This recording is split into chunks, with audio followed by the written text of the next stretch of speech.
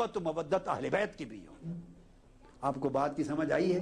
اور پانچویں شرط اس عقیدے کے صحیح ہونے کی یہ کہ اولیاء اور صالحین سے بھی محبت ہو۔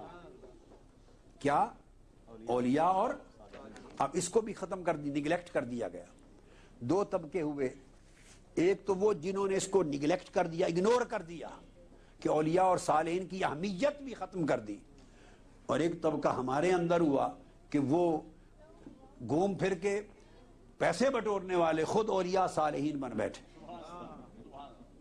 ایک طبقہ یہ ہوا کہ انہوں نے اولیاء صالحین کا انکار کر دیا کہ ان کی اہمیت ہی نہیں، ریلیونس اور سگنیفیکنس دین میں نہیں، اور ایک طبقہ وہ ہوا کہ منگتے پنے پھرتے ہیں لوگوں سے مال دنیا لینے کے لیے، اور کہا ہم اولیاء اور صالحین ہیں کیونکہ ہم گدی نشین ہیں۔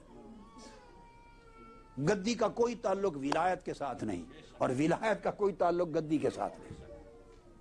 میں نے ایک بار پہلے کہا تھا پچھلے سال ماہ رمضان کے آخری عشرہ میں کہ اگر گدی نشین ولی اللہ بن جاتا ہے تو فضیل ابن عیاض کس کے گدی نشین تھے؟ حسن بصری کس کے گدی نشین تھے؟ ویسے قرنی کس کے گدی نشین تھے؟ میری بات سمجھ میں آ رہی ہے؟ یہ اپنوں کی اصلاح کر رہا ہوں، آپ لوگوں کی جو ایسے پریشان ہوتے ہیں اور جگہ جگہ ہاتھ دے کے لوگوں کا کاروبار کا مرکز بنتے ہیں۔ داؤد طائی کس کے گدی نشین تھے؟ ذوالنون مصری کس کے گدی نشین تھے؟ ابراہیم بن ادھم کس کے گدی نشین تھے؟ ارے ان میں کوئی مجوسی تھا، توبہ کر کے مسلمان ہو گیا، گدی کاہے کی؟ میری بات سمجھیں؟ کوئی شرابی تھا، شراب خانے سے نکلا دھت، اللہ کا نام کاغذ کی پرچی پہ دیکھا، اٹھا کے چوم کے عطر لگایا، رات کو حضور کی زیارت ہوئی، آواز آئی، اللہ کی طرف آواز آئی کہ بشر الحافی، تو نے میرے نام کی عزت کی، میں تیرے نام کو پورے جہان میں معزز کر دوں گا۔ شراب خانے سے نکلے ولی ہو گئے۔ فضیل ابن عیاض ڈاکے ڈالتے تھے، وہ کون سے گدی نشین؟ کہاں کے گدی تھی؟ آپ کو میری بات سمجھ میں آئی؟ حضور غوث العظم کس کے گدی نشین تھے؟ خواجہ معین الدین چشتی اجمیری کس کے گدی نشین؟ بھائی ان کی گدیاں تو بعد میں شروع ہوئی، یہ خود ان کی کوئی گدی نہ تھی۔ حضور داتا گنج بخش اجویری یہ کس کے گدی نشین تھے؟ کوئی ان کی گدی نہیں تھی۔ میری بات، یہ مسافر تھے، غزنی سے چلے لاہور آ گئے۔ تو ولایت ان گدیوں سے نہیں ہوتی، تو کچھ لوگوں نے اس کو بدنام کیا، اپنی ہوا سے دنیا کو پورا کرنے کے لیے چکر لگاتے ہیں، دنیا بھر میں موسم آتا ہے، ویزے پاس ہوتے ہیں تو ٹور کرتے ہیں، اور جاتے انہی ملکوں میں ہیں جہاں کرنسی یا ڈالر میں ہے یا پاؤنڈ میں ہے۔ ملائیشیا وغیرہ کمزور کرنسی ملکوں میں نہیں جاتے، یہ اولیاء اللہ ہے، یہ بھی کرامت ہے۔ یہ آج کے اولیاء ہے کہ کمزور کرنسی والے ملک میں نہیں جانا۔ کیا؟ صرف ان ملکوں میں جانا ہے جہاں کی کرنسی یا پاؤنڈ ہے یا ڈالر ہے، کیونکہ ثواب زیادہ ہے پاؤنڈ اور ڈالر۔ تو ایک طرف لوگوں کی لا علمی کا ناجائز فائدہ اٹھا کے ایکسپلوئٹ کیا جاتا ہے، دھوکہ دہی ہے۔ اولیاء اللہ بھلے خود کو کہتے تھے کہ ہم اولیاء اللہ ہیں، پھر ٹور کرنا اور گھروں گھروں میں جا کے مریدی پیر بیعت کرنا، مرید بنانا۔ کل اولیاء 1000 کا نام لے لیں تاریخ میں، 1000 اولیاء اللہ کسی ایک کی سیرت میں دکھا دیں کہ وہ سفر کر کے لوگوں کے گھروں میں جا کے بیعت کرتے ہیں، ایک کو دکھا دیں۔ حضور غوث العظم لوگوں کے گھروں میں جا کے بیعت کرتے تھے، خواجہ اجمیر لوگوں کے گھروں میں جا کے بیعت کرنے کے ٹور کرتے تھے، حضور داتا گنج بخش علی اجویری پیری مریدی کے ٹور کرتے تھے، خواجہ قطب الدین بختیار کاکی لوگوں کے گھر بیعت کرنے جاتے تھے، خواجہ نظام الدین اولیاء لوگوں کے گھروں میں جاتے تھے، تعویذ دیں، وہاں بیعت کریں، دم کریں اور پیسے بٹور لائیں۔ بھئی اولیاء اللہ میں کسی نے ایسا عمل 1400 سال میں نہیں کیا، یہ کہاں کی ولایت نکل آئی؟ یہ اہل سنت عقیدے کو برباد کیا جن لوگوں نے، ان کی بات کر رہا ہوں، اور نوجوان نسلوں کو بیزار کر دیا۔ جب ان میں شعور آتا ہے، تعلیم، وہ کہتے ہیں what is nonsense, what is nonsense، کیا ہو رہا ہے؟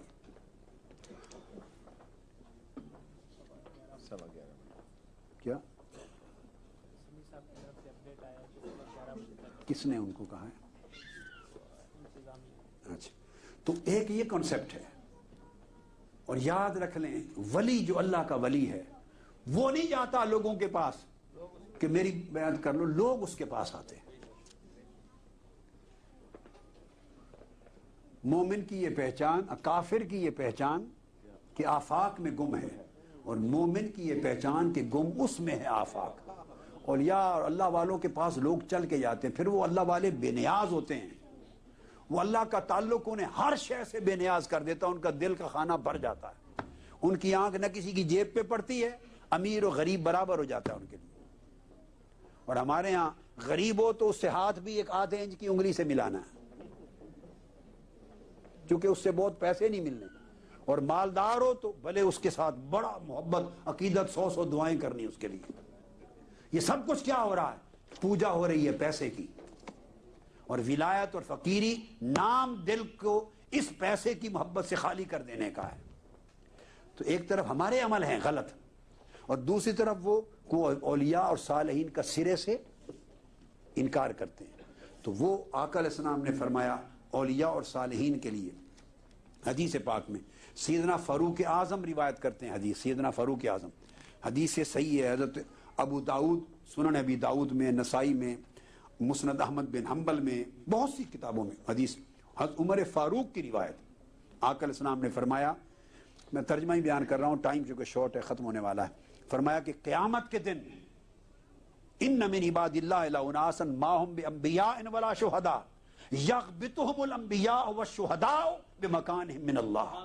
قیامت کا دن ہوگا، کچھ لوگ ایسے ہوں گے نہ وہ نبی ہوں گے نہ شہید ہوں گے، نہ نبی ہوں گے نہ شہید ہوں گے، مگر اللہ پاک انہیں عرش پر اپنی دائیں جانب اور اپنے سامنے، بہت سی حدیثیں ہیں، اتنی اونچے مقام پر بٹھائے گا کہ انبیاء اور شہید بھی رشک کریں گے، انبیاء اور شہداء رشک کریں گے.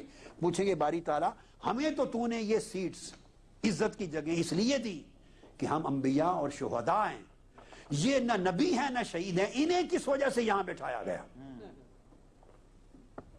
تو آقا علیہ السلام نے تفصیل ان کے اور فرمایا ان وجوہہم لنور وانہم لعلی نور وانہم لعلی منابر نور.